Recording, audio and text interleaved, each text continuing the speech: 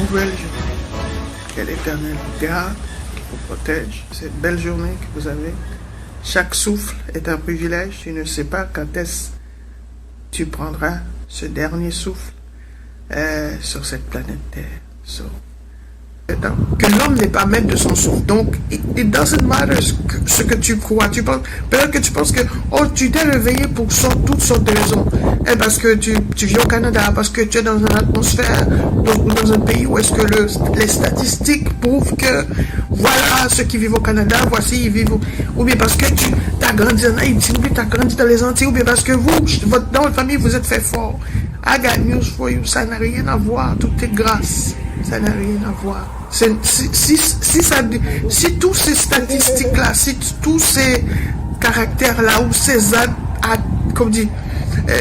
attributs-là, c'était vraiment ce qui déterminait la vie de l'homme sur la terre, eh bien, il n'y a pas grand monde qui quitterait la terre.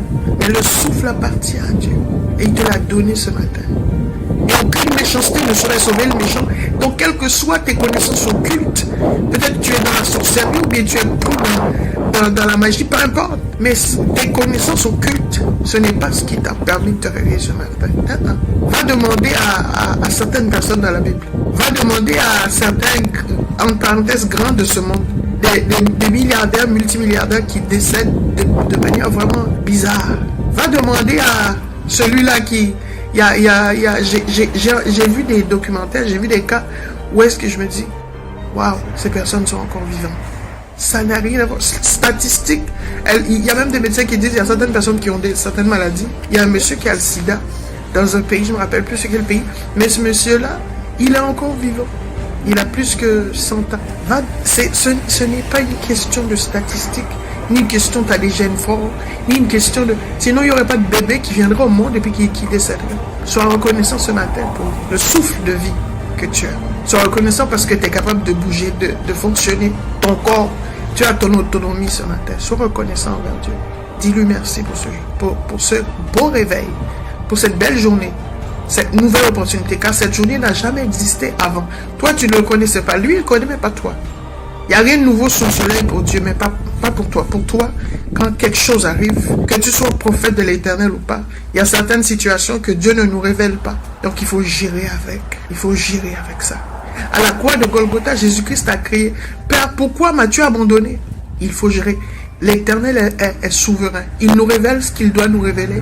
Il nous révèle ce qu'il désire nous révéler. Et certaines choses qu'il ne nous révèle pas aussi, thank God for that.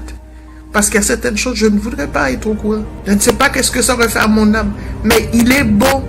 Et notre papa, c'est un papa incomparable. Tellement qu'il nous gère d'une manière incroyablement, extraordinairement. Waouh!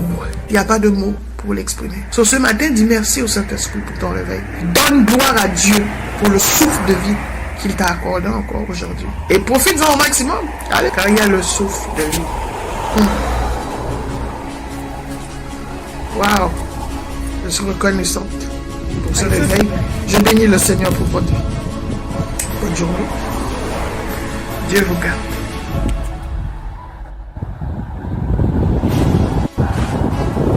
Ton émission prend ton envol. Installe-toi. Le fardeau émotionnel, spirituel, quelle que soit la nature, and get you rid of anything, de te libérer de toute forme de fardeau. Respire.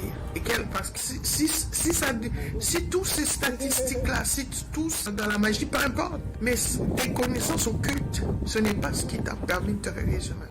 Waouh, ces personnes sont encore vivantes. Des personnes qui ont certaines maladies. Il y a un monsieur qui a le sida dans un pays, je ne me rappelle plus c'est quel pays, mais ce n'est pas une question de statistiques.